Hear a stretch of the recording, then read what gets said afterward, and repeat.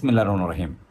তোমাদের অনেকেই সাধারণ গণিত অধ্যায় ১ পরীক্ষার জন্য স্কিপ করে যাচ্ছ। কিন্তু তোমরা কি জানো এই অধ্যায় সহজ এবং এই অধ্যায়ের কিছু লিমিটেড অঙ্ক আছে যে অঙ্কগুলো শর্ট কোশ্চেন হিসেবে আসবে। আমি এখন করে দিচ্ছি। প্রথম কোশ্চেন, প্রমাণ করো যে √2 একটি অমূলদ সংখ্যা।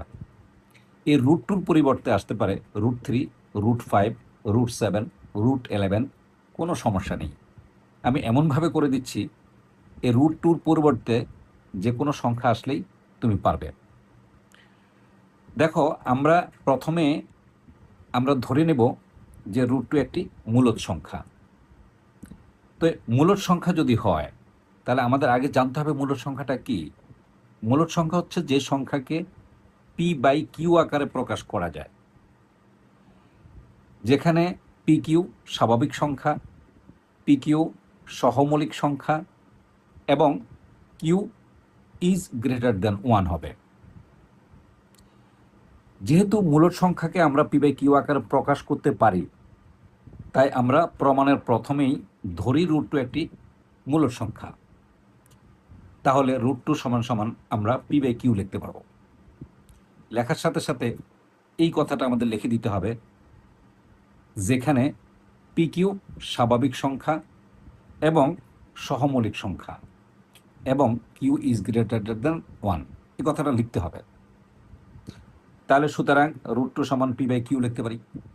এবার উভয় পক্ষকে যদি আমরা বর্গ করি তাহলে √2 বর্গ হলো 2 আর ডান পক্ষে আসবে p²/q²। উভয় পক্ষকে যদি আমরা q দ্বারা গুণ করি তাহলে বামে আসবে 2q, ডানে আসবে p²/q।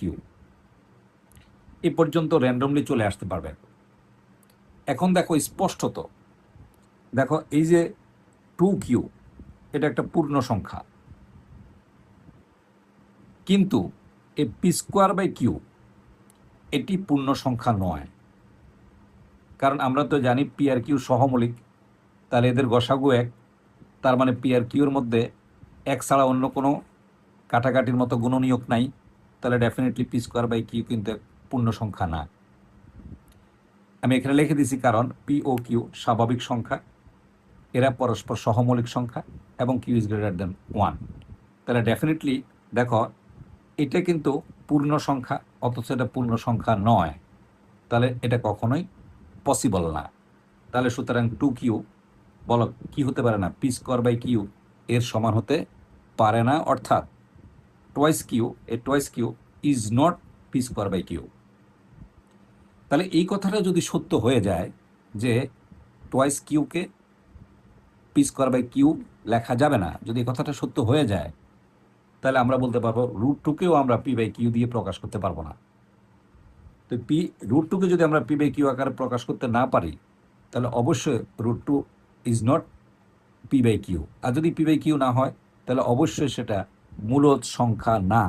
যদি মূলদ সংখ্যা না হয় তাহলে অতএব √2 একটি কি সংখ্যা? অমূলদ সংখ্যা। খুব সুন্দর করে মনে রাখবে। এবার দেখো √2 এর পরিবর্তে যদি √3 হয়, একেবারে সেম লেখা হবে, শুধু 2 এর জায়গায় 3 লিখে দিবে। যদি 5 হয় তাহলে 3 এর জায়গায় 5 লিখে দিবে। যদি 7 হয় তাহলে 2 এর জায়গায় তুমি 7 লিখে দিবে। জাস্ট যা বলবে তুমি তা লিখে দিবে। পরবর্তী যে অঙ্ক 2 নম্বর অঙ্কটা আমি এখানে লাল কালি দিয়ে আইডেন্টিফাইড করে দিছি, যে প্রমাণ করো যে 4টি ক্রমিক সংখ্যার গুণফলের সাথে 1 যোগ করলে তা একটি পূর্ণবর্গ সংখ্যা হয়। দেখো আমরা সিম্পলি দেখাই, তোমাকে আগে বাস্তবে দেখাই যে নর্মালি আসলে কথাটা সত্য। যেমন আমরা 4টা সংখ্যা স্বাভাবিক সংখ্যা গুণ করি, ক্রমিক সংখ্যা 2 × 3 × 4 × 5। যদি এটাকে আমরা গুণ করি তাহলে এটার গুণফল আসে তোমার 120। এখন এই 120-এর সাথে যদি আমরা 1 যোগ করি তাহলে আসে 121। 121-কে আমরা কি লিখতে পারি? দেখো 11 এর হোল স্কোয়ার, তাহলে 121 একটা পূর্ণবর্গ সংখ্যা। আমরা আরেকটা উদাহরণ দিচ্ছি, দেখো খুবই সহজ। সেটা হলো 3 × 4 × 5 × 6। এটাকে যদি আমরা গুণ করি তাহলে আসে 360। এই 360-এর সাথে যদি আমরা 1 যোগ করি তাহলে আসে 361। 361 হয়। এই 361 হলো দেখো 19-এর বর্গ।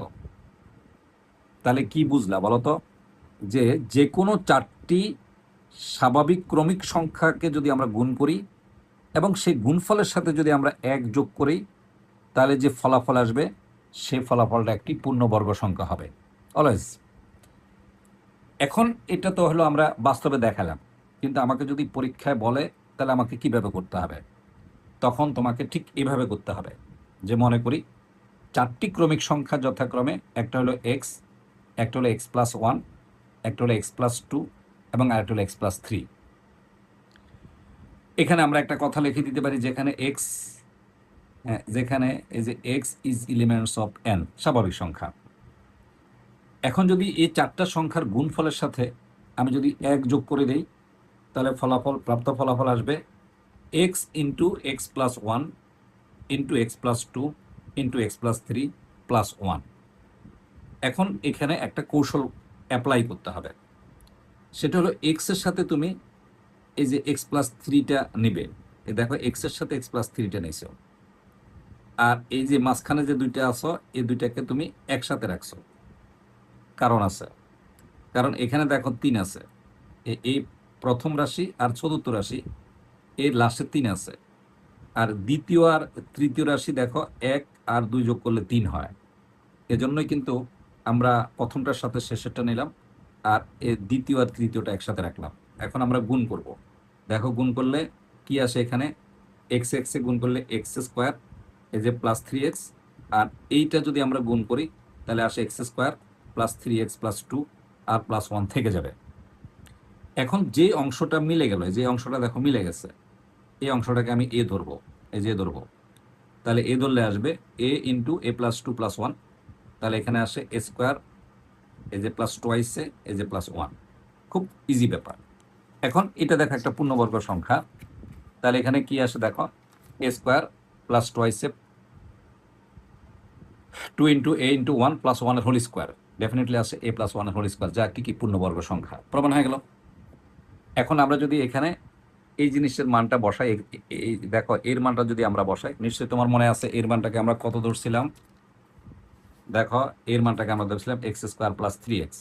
এই মানটা যদি আমরা এখানে বসাই তাহলে কি আসে, এই যে x², এই যে +3x, এই যে +1, এই যে এর হোল স্কোয়ার, এই যে যা একটি পূর্ণবর্গ সংখ্যা।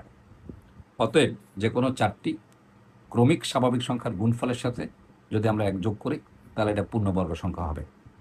ইম্পর্টেন্ট অঙ্ক, খুব ইম্পর্টেন্ট অঙ্ক।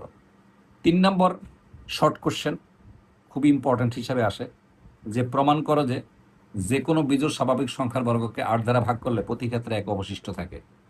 আগে প্র্যাকটিক্যাল তোমাকে দেখাই, কারণ প্র্যাকটিক্যাল দেখলে তোমার জিনিসটা বুঝতে সুবিধা হবে। যেমন মনে করো আমরা 1 নিলাম, এটা কিন্তু বিজোড় সংখ্যা। এখন এটাকে আমি বর্গ করি, এই যে 1কে আমরা বর্গ করি, ফলাফল 1 আসে। এই ফলাফল 1কে যদি আমরা 8 দিয়ে ভাগ করি, এই যে 8 দিয়ে ভাগ করি, তাহলে ফলাফল 0 আর এখানে 0, তাহলে দেখো 1। তাহলে দেখো 1কে 8 দিয়ে ভাগ করলে এই যে দেখো ভাগশেষ 1 থাকে। এবার আমরা আরেকটা বিজোড় সংখ্যা নেই, যেমন 3। তো 3কে যদি আমরা বর্গ করি তাহলে এটা 9 হয়। এবার 9কে যদি আমি 8 দিয়ে ভাগ করি, দেখো 8 দিয়ে ভাগ করো, এই যে 8 দিয়ে ভাগ করো, 8 একে 8, দেখো এই যে ভাগশেষ 1 আছে। আরেকটা বিজোড় সংখ্যা নাও, যেমন 5। 5কে বর্গ করো, তাহলে 5 5 25। 25কে 8 দিয়ে ভাগ করো, এই যে 8 দিয়ে ভাগ করো, তাহলে 3 8 24, দেখো ভাগশেষ 1 থাকে। এই দেখো এই যে এখানে ভাগশেষ 1 আছে, এই ক্ষেত্রে 1 আছে, এই ক্ষেত্রে 1 আছে। এটা হলো আমরা একদম প্র্যাকটিক্যালি তোমাকে বুঝাই দিলাম যে কথাটা সত্য। এখন তোমাকে ম্যাথে কিভাবে করতে হবে, ম্যাথে করতে হবে ধরি একটি বিজোড় স্বাভাবিক সংখ্যা হলো 2x - 1, যেখানে x is elements of n। কেন x দিয়ে প্রকাশ করা হয়েছে, দেখো x এর মান যদি তুমি 1, যেহেতু স্বাভাবিক সংখ্যা বলছো, স্বাভাবিক সংখ্যা কিন্তু 1 2 3 4 5 6, তাহলে আমি যদি এখানে 1 লিখি, x এর মান যদি 1 লিখি, তাহলে 2 একে 2, 2 এর থেকে 1 গেলে থাকে 1। হ্যাঁ, একটা 1 কিন্তু বিজোড় সংখ্যা। এখানে অনেকে ভুল করে প্লাস লেখে, প্লাস লেখাটা ঠিক হবে না, তাহলে 1 বাদ পড়ে যায়, এখানে মাইনাস লিখতে হবে।